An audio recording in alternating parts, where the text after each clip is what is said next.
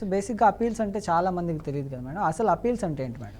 చాలామంది ఏంటంటే అంటే మనం న్యాయవేదిక కండక్ట్ చేస్తున్నప్పుడు చాలామంది కమెంట్స్ కానీ లేకపోతే మెసేజెస్ కానీ ఎక్కువ ఏమొస్తున్నాయంటే, అందుకే ఈరోజు ఈ టాపిక్ మనం చూస్ చేసుకోవడానికి కారణం కూడా అది. ఎందుకంటే నాకు వచ్చేవి చాలా క్వెరీస్ ఏమొస్తున్నాయంటే, ఒక్కసారి కింద కోర్టులో ఓడిపోతే అక్కడికి ఆగిపోతుందా, మనం పైన కోర్టుకి వెళ్ళలేమా, నాకు అన్యాయం జరిగింది, నేను ఒక కేసు వేసినప్పుడు నాకు అన్యాయం జరిగింది, నాకు కావాల్సిన న్యాయం జరగలేదు, ఓడిపోయినాం, మరి ఇక్కడికే ఆగిపోతుందా ప్రొసీజర్, ముందుకు వెళ్ళగలుగుతామా లేదా, పైన కోర్టులు వేయొచ్చా, వెయ్యాలనుకుంటే ఎట్లా వెయ్యాలి అనేది ఈ ప్రశ్నలు చాలామంది అడుగుతున్నారు. దానికి సంబంధించి ఈరోజు నేను అన్నిటికీ క్లారిఫికేషన్ ఇద్దాము, మీ డౌట్స్ అన్ని క్లియర్ చేద్దామని అనుకుని ఈ టాపిక్ ఎంచుకున్నాను. సో బేసికల్లీ ఏంటంటే, ఎవరైనా సరే కింద కోర్టులో ఓడిపోతే మీరు పైన కోర్టులో మీరు మళ్ళీ కేసు వేయచ్చు. దాన్ని అపీల్ అంటారు. అపీల్ APPEAL, ఓకే, అపీల్ అనేది వేయొచ్చు. సో అపీల్ ఎందుకు ఉంటుంది అంటే, సపోజ్ మనం కేసు వేసినా లేకపోతే వేరే వాళ్ళు మన మీద కేసు వేసినా మనం ఓడిపోయినప్పుడు మనకేమనిపిస్తుంది, అన్యాయం జరిగింది, కరెక్ట్గా న్యాయం జరగలేదు, ఏదో ఒక ఎర్రర్ ఉంది, ఆర్ మనం ఏమైతే ఎవిడెన్స్ వేస్తున్నామో అది కరెక్ట్గా ఎవిడెన్స్ కన్సిడర్ చేయలేదు జడ్జి గారు, కోర్టు, అండ్ లేకపోతే ఇంకేదైనా రీజన్స్, ఏదన్నా ఎర్రర్ అయినా కావచ్చు, టైపాలజికల్ ఎర్రర్ కావచ్చు, లేకపోతే తీసుకున్న దాంట్లో అంటే వాళ్ళు ఇచ్చిన ఎవిడెన్స్ దేంట్లోనే ఒక ఎర్రర్ జరిగింది, అలాంటివి ఏవైనా సరే, ఏ గ్రౌండ్ అయినా సరే మిస్సింగ్ అనిపించింది, కొన్ని కన్సిడర్ చేయలేదు, ఫ్యాక్ట్స్ అనేది కొన్ని ఉంటాయి కదా, ఏ కేసు వేసినా కొన్ని ఫ్యాక్ట్స్ ఉంటాయి. ఫ్యాక్ట్స్ అంటే ఏంటంటే, ఒక కేసు వేసినప్పుడు కేసుకి సంబంధించిన అన్ని ఏమంటారు, దానికి సంబంధించిన ఫ్యాక్ట్స్ చెప్తాం, అంటే స్టోరీ చెప్తాం. ఓకే, ఇప్పుడు ఏదైనా కేసు వేసామనుకోండి, దానికి స్టోరీ ఉంటుంది కదా, నేను ఈ ప్రాపర్టీ ఇప్పుడు కొన్నా, తర్వాత కొన్నా, వీళ్ళ దగ్గర నుంచి కొన్నా, నా దగ్గర నుంచి వీళ్ళు తీసుకున్నారు, ఇట్లా ఏదో ఒక స్టోరీ ఉంటుంది, దాన్ని ఫ్యాక్ట్స్ ఆఫ్ ద కేస్ అంటాం. సో ఆ ఫ్యాక్ట్స్ ఆఫ్ ద కేసులో కొన్ని కన్సిడర్ చేయలేదు కింద కోర్టు, అలాంటి ఏదైనా సరే మిస్ అయింది అని అనిపించినప్పుడు మనం పైన కోర్టులో, దానిపైన ఇంకా కోర్టు ఉంటే దాని మీద మనం వేయొచ్చు. ఏ కోర్టులో వేయాలి అనేది కేసు మీద డిపెండ్ అయి ఉంటుంది. ఒక్కొక్క కోర్టు ఒకలా ఉంటుంది. క్రిమినల్ కేసెస్కి ఒకలా ఉంటుంది, సివిల్ కేసెస్కి ఒకలా ఉంటుంది.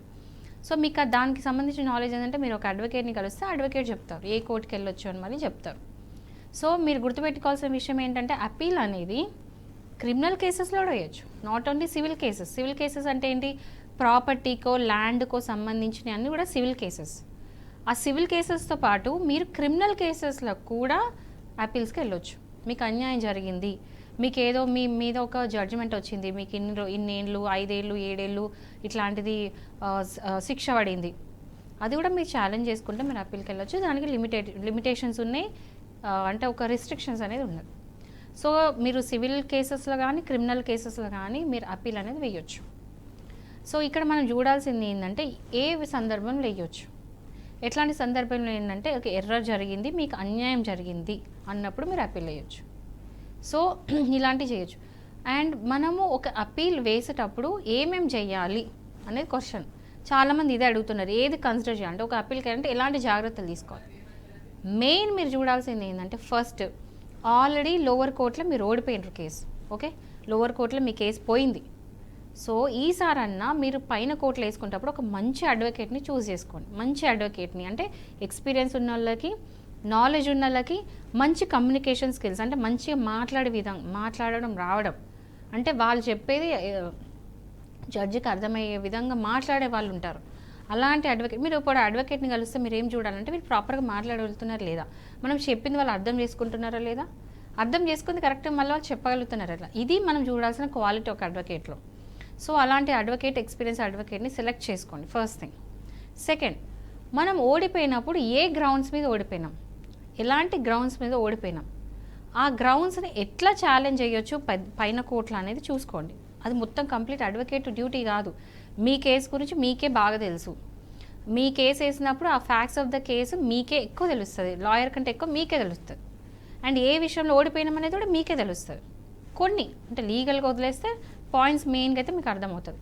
సో ఆ గ్రౌండ్స్ అనేది చూసుకొని అది ఆ అడ్వకేట్కి మీరు కన్వే చేయండి, ఓకే. ఇది కాకుండా ఫీజు అనేది ఈ పైన కోర్టులు వేసినప్పుడు కొంచెం ఎక్కువ ఉంటుంది. సో ఫీజు అనేది కూడా ఒకటి చూసుకోండి. ఇంకోటి, మనము ఏదైతే ఇప్పుడు లోవర్ కోర్టులో ఓడిపోతామో, ఆ లోవర్ కోర్టులో ఓడిపోయిన ఒక జడ్జిమెంట్ ఉంటుంది, దాంట్లో అన్నీ కూడా సర్టిఫైడ్ కాపీస్ తీసుకొని లాయర్ దగ్గరికి వెళ్ళండి. అంటే మీరు టైం వేస్ట్ చేయకుండా ముందే చెప్తున్నాను ఏమేమి కావాలని చెప్పి. సో ఆ జడ్జిమెంట్ కాపీస్ కూడా తీసుకోండి. ఇవన్నీ కూడా కన్సిడర్ చేసుకొని మీరు అప్పీల్కి వెళ్ళొచ్చు. అండ్ కలిసేటప్పుడు మాత్రం మంచి అడ్వకేట్ని కలిసి అప్పీల్ వేయండి. ఇది మాత్రం నేను క్లియర్గా చెప్తాను. సో అప్పీల్ దాఖలు చేసే సమయంలో ఎలాంటి కొన్ని ముఖ్యమైన పాయింట్స్ ఏమైనా ఉన్నాయి మేడం? ఇదే ఇప్పుడు నేను చెప్పిన పాయింట్స్ కూడా అన్ని ముఖ్యమైన పాయింట్స్ ఏంటంటే basically first choose a good lawyer. మంచి లాయర్ని ఎంచుకోండి. ఏ గ్రౌండ్స్ మీద వేయొచ్చో చూడండి. కోర్ట్ ఫీజు ప్రాపర్గా తెలుసుకొని తర్వాత కట్టండి. సర్టిఫికేట్ కాపీస్ ఏవైతే ఉన్నాయో లోవర్ కోర్టులో ఏదైతే జడ్జ్మెంట్ వచ్చిందో దాని కంపల్సరీ సర్టిఫైడ్ కాపీస్ తీసుకోండి. అండ్ మెయిన్ ఎవిడెన్స్, ఒకవేళ లోవర్ కోర్టులో ఏదైనా ఎవిడెన్స్ మీరు వేయలేకపోయినరు, సో దానికి సంబంధించిన ప్రాపర్ ఎవిడెన్స్ ఒకటి తయారు చేసుకొని వెయ్యండి. ఇలాంటి జాగ్రత్తలు తీసుకొని అప్పీల్ వేయాలి ఎప్పుడైనా. అంటే ఇంకా అన్నిటికంటే ఇంపార్టెంట్ పాయింట్ ఏంటో తెలుసా? టైం లిమిటేషన్ యాక్ట్ ప్రకారం లిమిటేషన్ అనేది ఆ టైం లోపల వేయాలి. మీ ఇష్టం సంవత్సరం తర్వాత వేసుకుంటారు, 2 సంవత్సరాల తర్వాత అంటే వేసుకున్నారు. టైం లోపల అప్పీల్ వేయాలి. ఇది మెయిన్ మీరు గుర్తుపెట్టుకోవాల్సిన విషయం. లోవర్ కోర్టులో ఓడిపోయినారు, కింద కోర్టులో ఓడిపోయినారు, టైం లిమిట్ లోపల కేసు ఫైల్ చేయండి. లేకపోతే మీ కేసు ఫైల్ చేయలేరు, మీరు అప్పీల్ వేసుకోలేరు. సో మొదటి కోర్టు ఒక తీర్పు ఇచ్చిన తర్వాత ఆ కోర్టు తీర్పు ఏదైతే ఉంటుందో దాన్ని వెనక్కి తీసుకురావడం అనేది సాధ్యమవుతుందా? ఎస్.